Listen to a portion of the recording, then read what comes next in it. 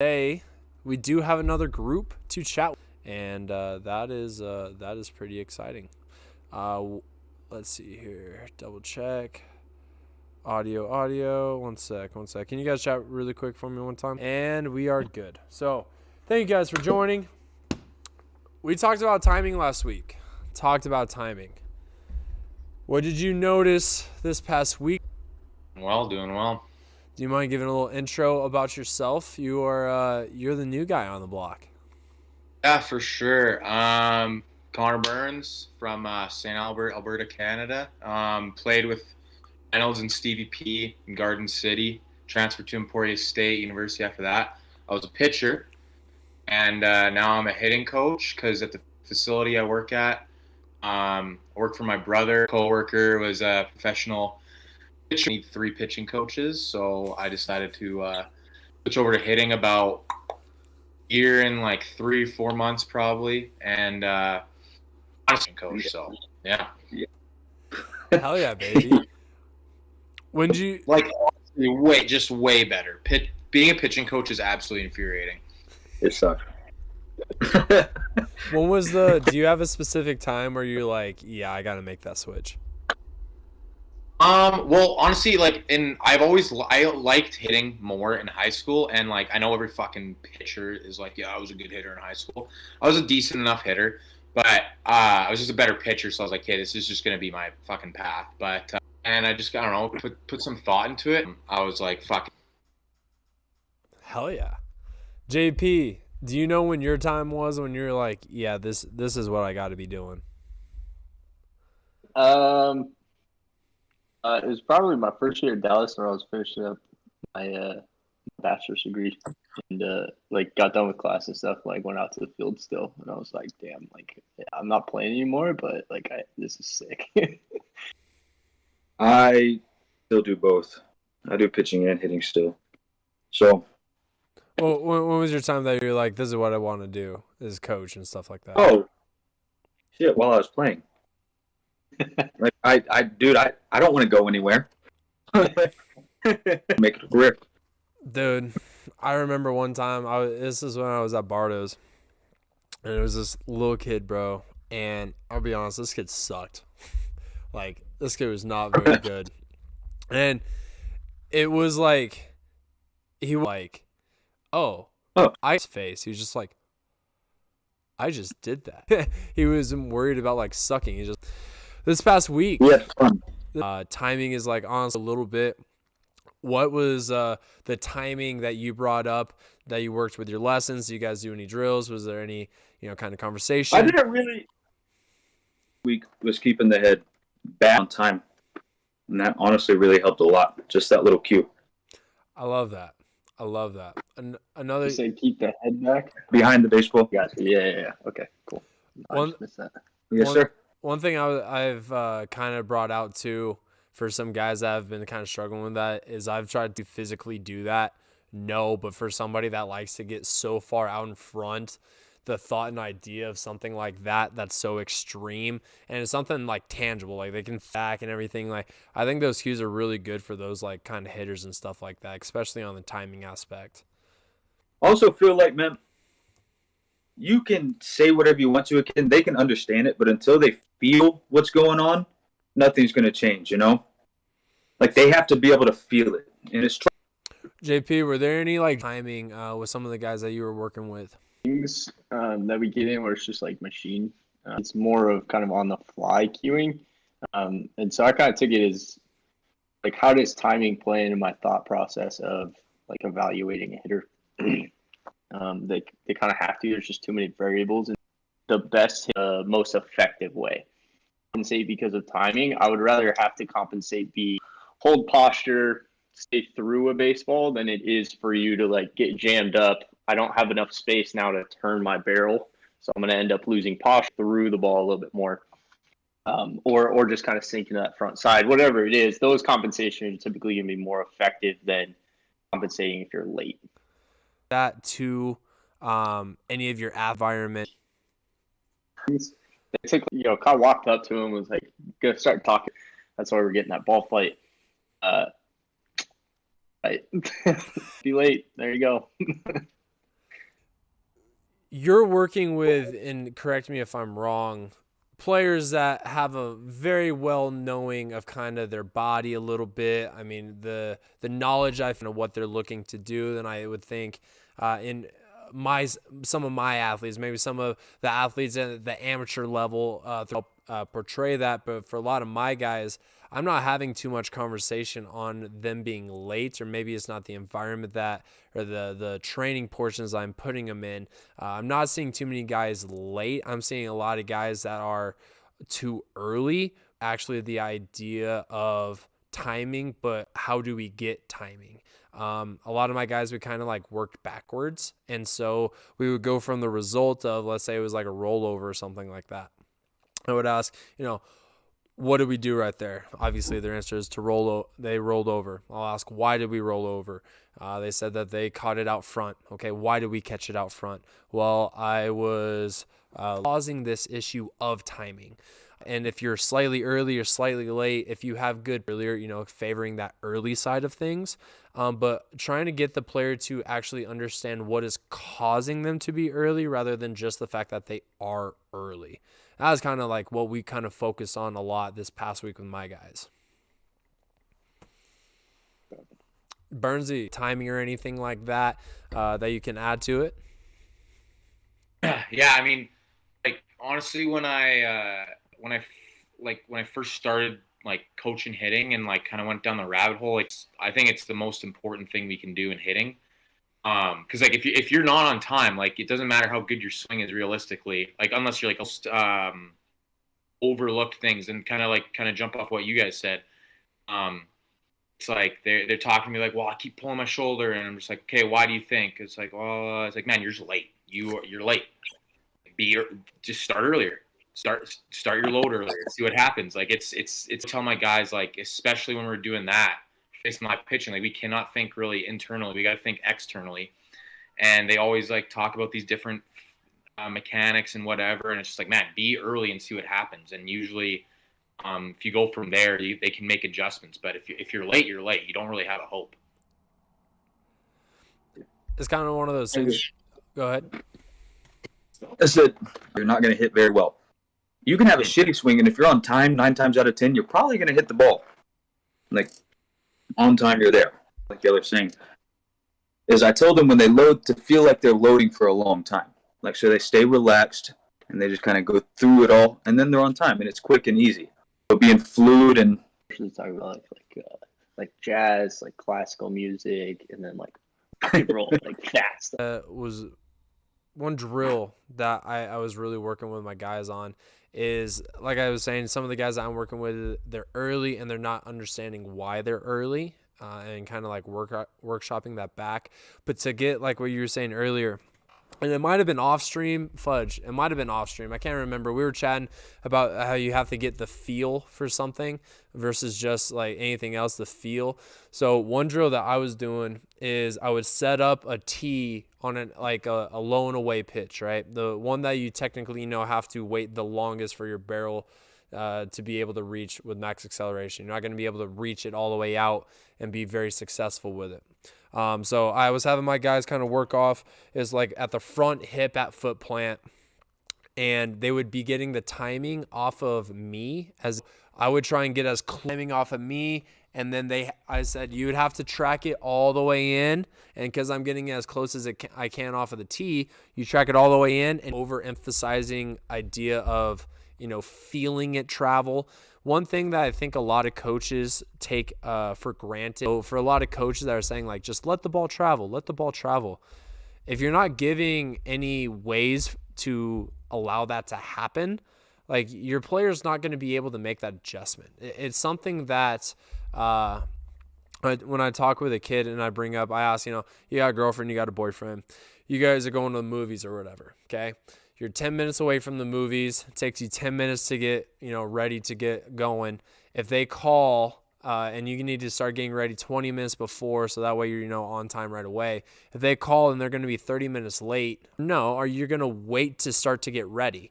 For someone that is super early all of the time, when they're not understanding that the reason that they're so early is actually just because they start their load stupid early and they don't like no one's ever brought that up to their mind or any idea that maybe I should just start my load later. That was the drill that they kind of made the click. They were like, well, like it's almost impossible for me to do this because I'm starting so early. I was like, exactly. Yeah. Exactly. Yeah. And that's a good point. Really good analogy. Yeah. Thank you, Bernsey.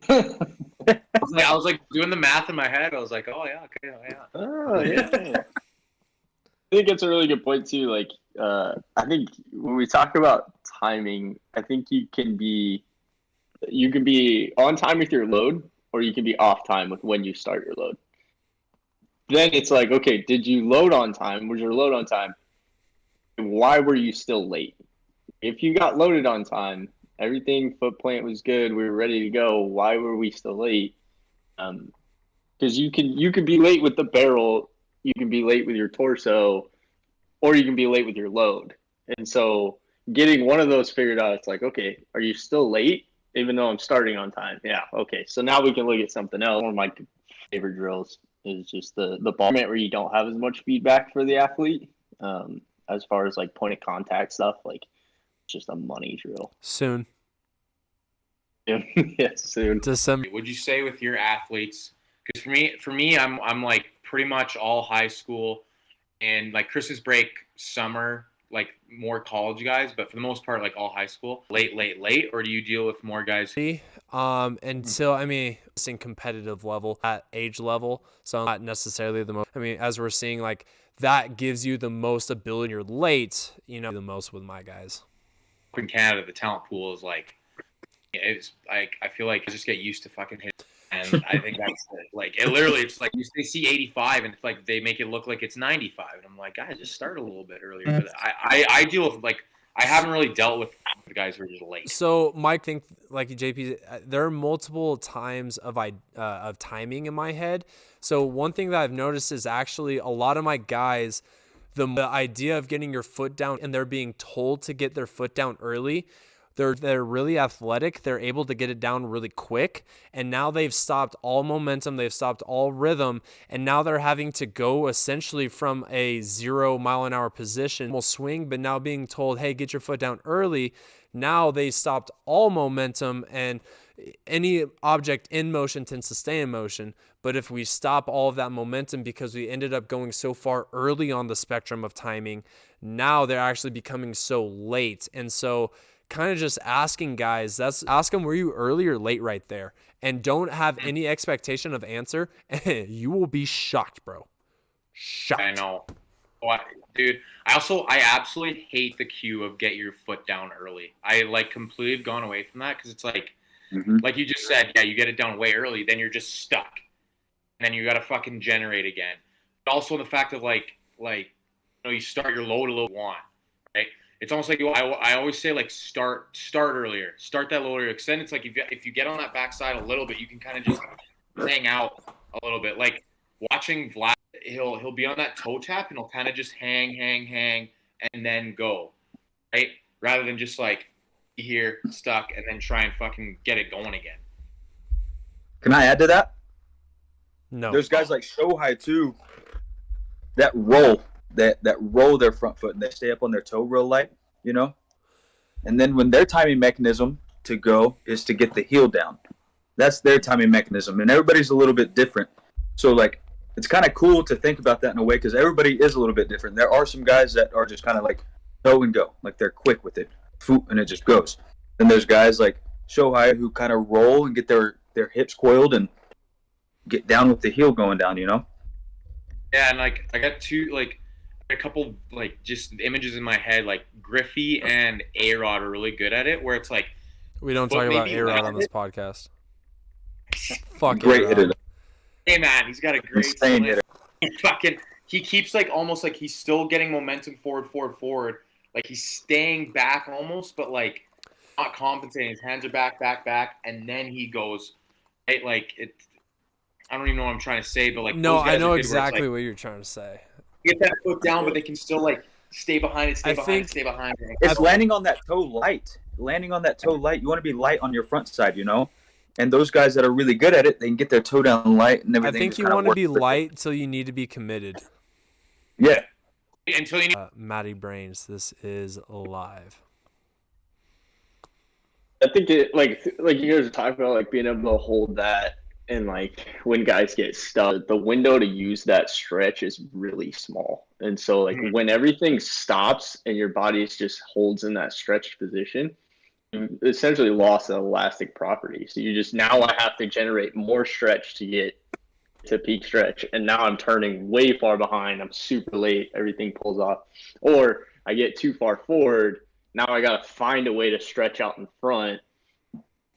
Period of time is probably not the option for you. Like unless you're just super mobile, Fernando. like, that's not it. Like just getting just massive stretch. Like if you're that guy, sick. But there's a small percentage of athletes that move like that. And so getting them to understand, like you need to be able to continue to stretch through the load phase, and then, like you said, losing that elasticity. I don't know if this is going to get you fired from Driveline here, JP, but a wise word someone said, Richard Schenk, teacher man, said that you're either loading or swinging. There is no like middle phase. So that like stretch process that you were saying during that like load and everything, I think there's any time you have to be able to know and control your body's timing. And I think that's really important for players to understand is I like to think of the swing as like a button being pressed when you're playing video games. When you're going through and you click like trigger, there is a button delay. There is a latency from the time of you pulling the trigger to it actually being happening on the game. And I think that players don't have a really good idea of knowing the timing of their swing of that. So if you don't know the time of which it takes for you to start and to finish and like complete your swing, you're not really going to know when your optimal time to start your swing is, because like working backwards and getting an idea and a little self-awareness of the timing of your own self. I think it's a little bit of a, kind of question mark of, what is actual my best timing. I mean, we all know like we want to be a little bit out front to catch the ball ahead. We get a little bit more acceleration with the barrel head and stuff like that. But I mean, for a player, if you don't know when you need to start your swing, that's tough. So that's why I love to use point of contact as a middle of the plate. Like now it's like, okay, I just want you to just try and hit everything out in front of the plate. And oftentimes that'll get that brain's going to go, oh, okay, I just got to start a little bit earlier. That's why, and I was going to say, it was like, honestly, my favorite drill for timing is just like, short overhand toss with plyos. Because obviously it's really great for barrel path, but it's like, you get that little spinner because you catch it too deep. Like, okay, why did that happen? Well, you were late. Like, you got to catch it. You got to catch it out front. I think because it gives you the most feedback. Like if you don't catch it flush, it ain't going anywhere. Burnsy, did you happen to read Driveline's report on descent angle of front angle pitches or front toss pitches? I did. It's actually in my list. Did you know that you're actually this guy is the author? Oh, no shit. Yeah, you're going to put me on blast like that. Yeah, JP Fasone. Everybody go check out his blogs. They're on Driveline Baseball. Go check him out. Yeah, no, it's on my list. I remember I came across it on Twitter one time, and then I think I was doing something. I put it in my bookmarks. I haven't gone back to it, but wow, you're a smart guy. One other drill that I actually really like is I've had a kid almost absolutely smoke me doing this, but they're not allowed to have their foot plant on the ground until the ball hits the ground. So I add in variations of like throwing some high pitches to imitate kind of like off speed. And then I'll have some that I just pretty much like I go back and I throw it almost straight into the ground.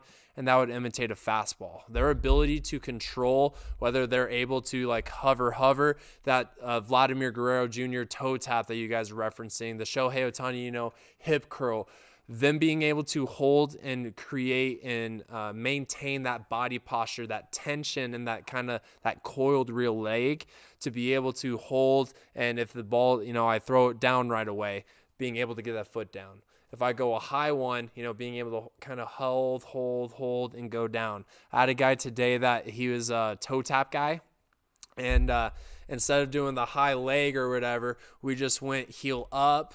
You had a hold, and whenever you were committed is when you went heel down. Because, that's essentially what, all those guys are doing. Pujols back when he was the actual machine with the Cardinals and stuff that was his stride. The lighting factor, whether a guy's going to swing.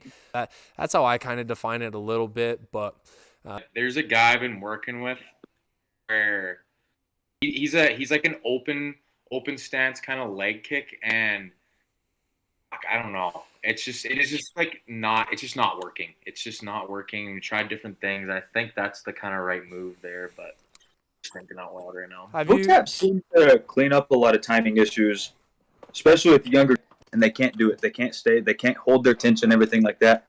It seems like that toe tap kind of helps them feel of holding everything in, until it's like a lot of guys like our big, I guess, like timing drill is like the curve, and then you make your stride move. A lot of the younger kids that we've had, they struggle to do that because, like you said, a lot of them just lack. Toe tap in adds a little bit of stability to that move. It's like really necessary, even for those young kids, just because at some point he's probably gonna get strong enough that it'll work. But yeah, I think that the toe taps are it's a nice way, like you said, for them to feel it, for them to get a sense of high open leg stance.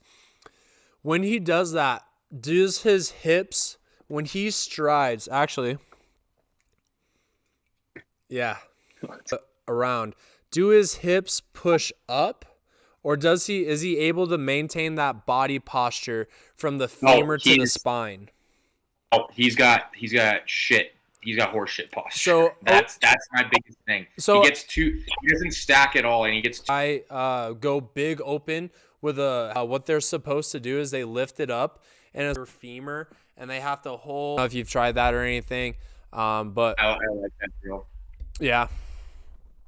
Also, like in it up, and I didn't like that's his 2-strike approach now. That's his stance, and I didn't really tell him, but like in my head, I'm like, man, this like you should just hit like this all the time because it just posture and everything. Like a month and a half into I think I might just want to workshop into more of posture things. What kind of body? I feel like if you can't hinge correct, a lot of that stuff, like he's very weak.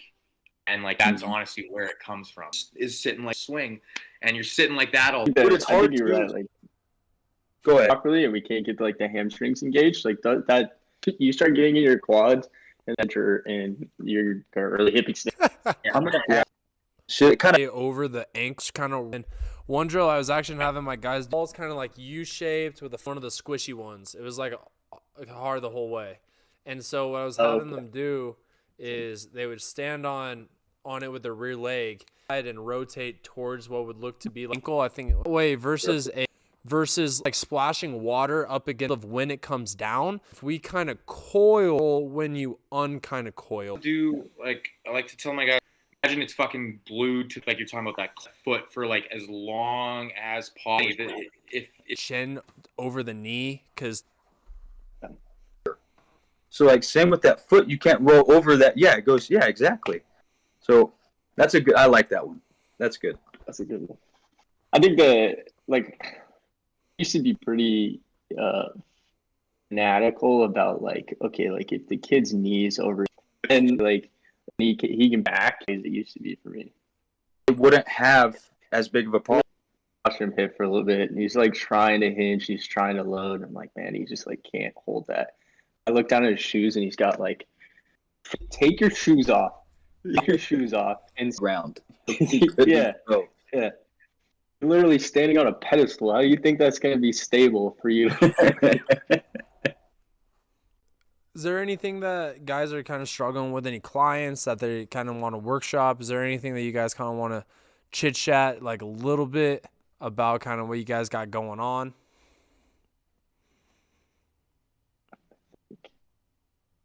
If not, that's fine. Let me think. I got one kid that just doesn't fucking listen. Y'all got anything? Hey, honestly, I mean that'd be an amazing topic. Yes, of course. There's Like, always, do something. there's literally always those kids. I was gonna say, I'm pretty sure that's just a universal problem. Tell us about it. What you got? Dude, he just doesn't do anything I tell him to do. He'll do it for one swing and then it just goes right back to normal. It's been that way for like 3 weeks, and I do it. I'm like, do you make him do I feel bad push-ups? for stealing your money, Dad, but I'm Is he just fine. like not?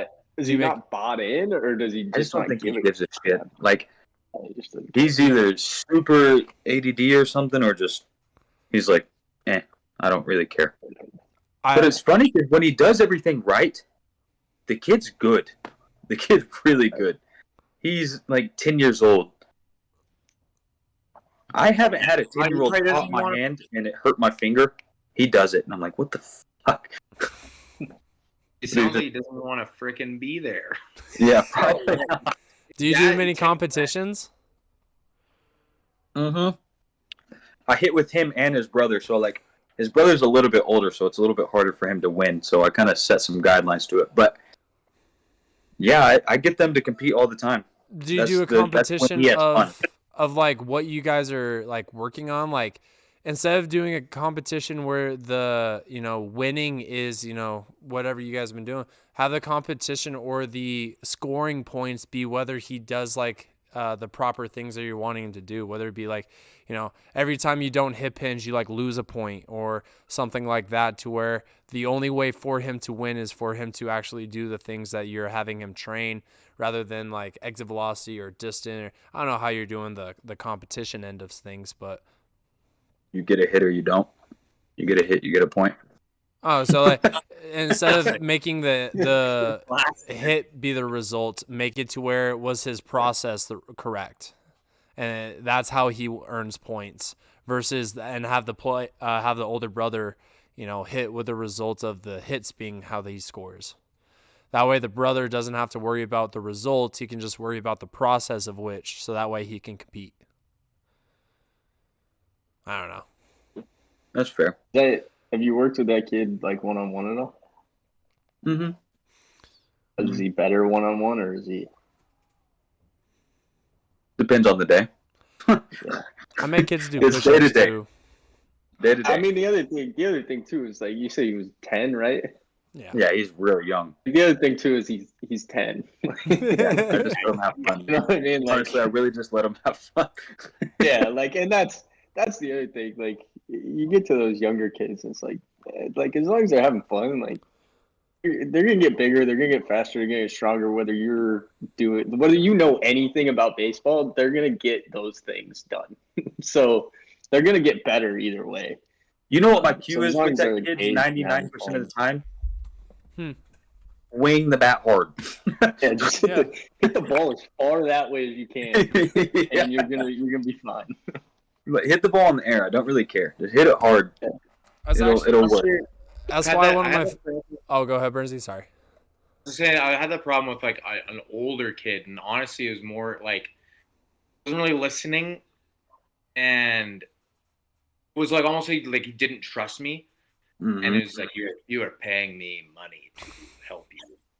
So I was like, okay, man, it's just like especially like I think the older you get when you find that, it's like they're actually just super insecure, and they make that change. It feels weird, and when it feels weird, the thought of like failure kind of creeps into their mind, and they're so embarrassed to fail, they don't want to try it because they're comfortable in that old swing, and they know they can compete in that swing. And I've had like a 3-month battle with this one kid. Finally, he's starting to go, but like I can just tell like anytime he fails, like it's like he throws a little hissy fit, and it's like, man, it is practice. Have you ever made him fail? That's for my little brothers. All of it, like yeah, we do competitions, everything all the time. No. Like literally make the drill him supposed to swing and miss. Yeah, 100%. Like we were making a couple swing adjustments, and I told him, I was like, I don't care. Like I was like, I don't care if you hit a ball. Like if you are working on this, it's like that's all that matters. Like just we gotta work, we gotta get this down. Like you need to suck for 3 weeks, but get better at this. And like Oh. it was like 2-3 weeks later, just kind of the same shit. And he was just, I don't know. It's been a battle, but he's finally getting better. No, I'm saying like literally make the drill, like tell him like, hey, if you hit the ball, you failed. Like try and literally make them swing either over or under it by like 3 inches.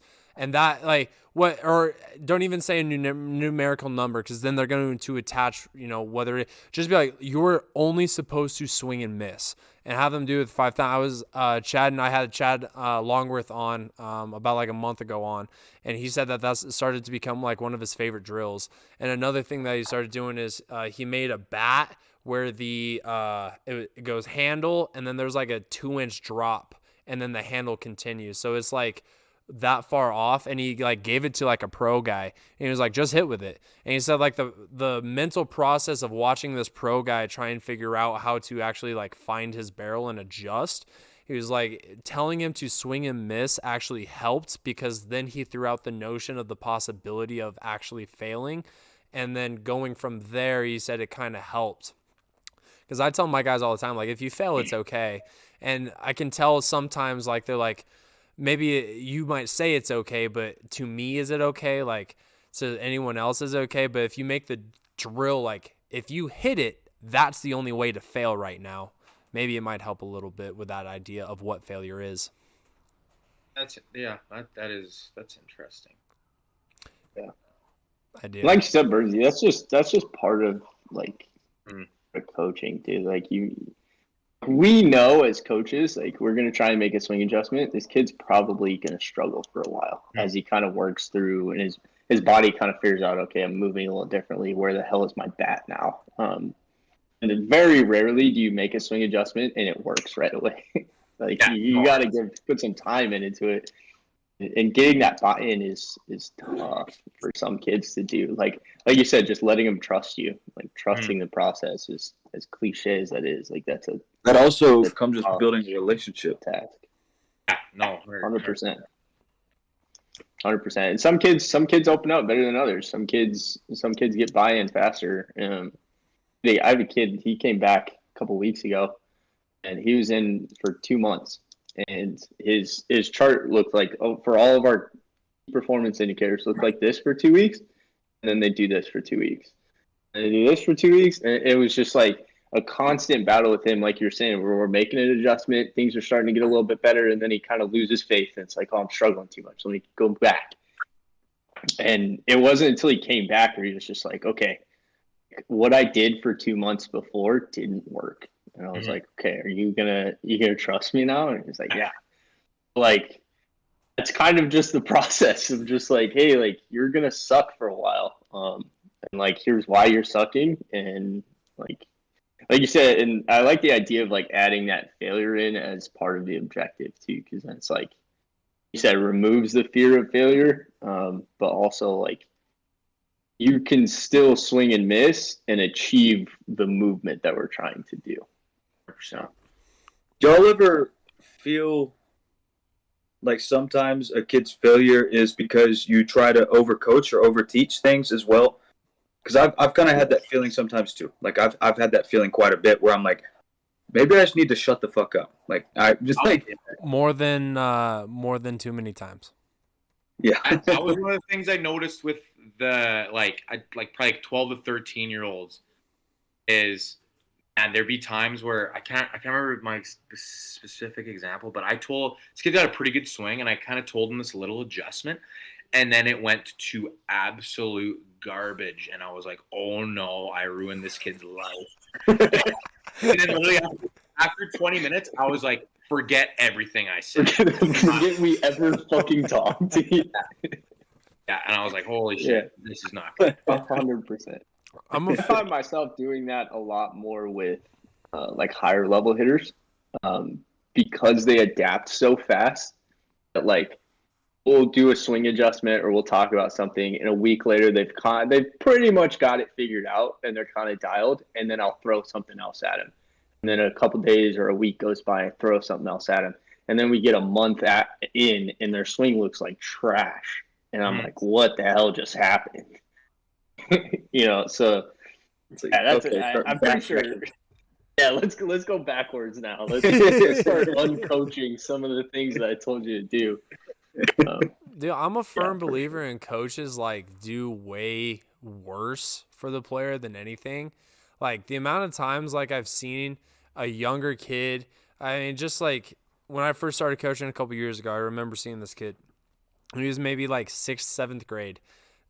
Dude had a beautiful swing. Just one of those where it was kind of heel up, it was a little bit of a rock, but then all of a sudden you would see this front knee just start to open up, plant, and then all of a sudden you just see this bat just come swinging around and just absolutely mashing, right? And now 3 or 4 years go by, this kid's in 8th grade, 9th grade, and I'm seeing him again, and I'm just looking at the swing, and I'm like, what happened to you? It is I see you thinking about every little thought that every coach has ever said to you for the last 3 years is running through your head as you're trying to swing. And at some point, while you bring it up, Stevie, it's us coaches, sometimes you just got to remember, them drowning just a little bit is okay, because that's how they're going to learn how to swim. And the fact that, sometimes we just got to shut up and let them just be an athlete. And, most of the time it works out. Yeah, 100%. That's why I like little kids, working with little kids, because I have to oversimplify things. I have to, or they're screwed. It's just especially the younger guys, it's pick drills, pick constraints, let them do the work. I'm not just going to talk their ear off. I'm going to give them drills that I know will hopefully fix something and get them to feel something. But like you said before, it's just swing hard, stay balanced. I don't know, the simplest stuff, and they kind of almost figure it out. But yeah, kind of like Connor, what you said is I've noticed that kind of 13 to 14-year-old years is where they get overcoached the most. And I've seen that too. I've had a guy who's young, and I didn't really we worked on stuff, but I didn't really tell him a lot because he already had a pretty good swing. See him 2 years later, and it's just messed up, and I'm like, what the hell happened? You think part of that, that 13, 12, 13, 14 is part of that is because when they're younger, this is going to sound bad, but when they're younger, they're too stupid to overthink. And they hit that 12 to 14, and their brain starts going nuts, and everything just goes off the rails. Versus you can get overcoached when you're 9, and you're going to forget it in 12 hours. Well, I think too, one of my favorite things to do with guys, I don't know, you set the ball up away, and you're just working on hitting it oppo or whatever, and roll over. And I'm just okay, go slow. What do you need to do to hit this ball the other way? And they go and show me. I'm like, okay, do it. And they do it.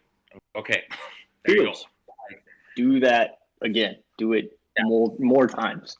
It's so funny too. It's hey man, you're rolling over. Let's just hit it the other way. And they're like, oh, okay. And then they just do it. Awesome. Yeah. And I think it's a lot easier said than done. But I think the easiest way to stop overcoaching is just stop looking for problems. Mm-hmm. If the kid's rolling over on an outside pitch every single time, that's a problem. But if you see his hips aren't in a position that you imagine in your head is a good thing, but the kid's raking, his hips are fine. They're in a good enough position to produce. And I think it's letting go of that. It's not what I have in my head as what a good swing would look like. It's more of just what is the ball doing when he actually hits it? Because there's just a million different ways to hit a baseball. Everybody moves differently. Would I like to teach everybody the same swing? Sure, but that's just not how it works. I think one of the things too that I just thought of too is for me, when I was from the 7th to 9th grade, I was 5'2", and then I went up to 6 feet. It's like a lot of those guys, they're growing so much and getting a little bit stronger. They don't even know what the hell their body's like doing as well. Right. Yeah. Honestly, I remember I was like pretty good younger, and then I remember in like 8th and 9th grade, like I sucked, and I was like, what is happening? Yeah. I didn't know. I couldn't feel anything in my swing. I couldn't feel anything in what I was doing. So I was just like, I just kept growing. And month to month, your body's changed so much. You're just like, and the adjustments that your body is needing to make. If someone was to if you were to get like a new instructor for every month, they would probably say, like, same instructor, same ideas, same philosophies. They would probably find some different, like, quote unquote mistake in your swing just because of, how rapid your body is changing. What you were doing last month might be completely opposite because your body is being felt like it's being put in a different position. So it's reacting to come out of that position completely different. And so now, unless you are just working for a like kind of consistent, I guess, like smooth process versus like a result, if you're just kind of searching for a result, I think it's a little bit more of a struggle for when something like that comes up because you don't really, it's changing all the freaking time. And so just having something that's like a little bit more external rather than like internal, I think is pretty good for someone kind of going through that age. And the overcoaching is absolutely ridiculous, but we all literally admitted that we do it here because it's one of those things you don't know you're overcoaching until you realize you're overcoaching. Mm-hmm. For sure. Is there anything that we want to bring up for next week's to kind of be able to focus this upcoming week? Maybe something that we look to do where we put out like a poll in our group chat ahead of time, so that way we don't, do this on the pod. But is there anything you guys kind of are thinking of, want to see? Is there anything you guys want? Direction. I'm more of that. Direction. Direction in terms of like barrel direction. Whoa. Too much, sir. Too much. JP. Too much. Direction. That's it. Direction. Okay, whatever. All right. Got it. You guys got any closing remarks, anything like that? This was fun. That was good. I didn't think about the name. You did not think about the name. That's all right. Well, to anyone watching, this has been an interesting podcast because our connection has been kind of flickering. I did start recording the podcast on my computer about 20 minutes into it. So I'm going to have to be able to go back through and double check and, all that fun jazz as a producer role. But for all the people watching back home, we really appreciate you guys tuning in. This is going to be live on Apple Podcast, Spotify Podcast, YouTube, RBIBaseballLLC.com. Also, we have merch that's out. Stevie, where can the people find you on Instagram and Twitter? Instagram, Stephen, STEPHEN, P04. Twitter, Stephen, SDPHEN, PAG, PAG04. Beautiful. JP, where can the people find you on Instagram and Twitter? I'll give Twitter. Too many people follow me on Instagram, and I don't do anything on there. Hey, you've Twitter been active lately on the stories, dog. I just repost stories of people that I post like stories it. about me. I've been enjoying it. You've been one of the accounts I've been like gravitating towards to watch the stories now that you've been putting some behind the scenes action out there. Yeah. Twitter is JP Fasone, FASONE1, and Instagram I think is just JP Fasone. It is weird.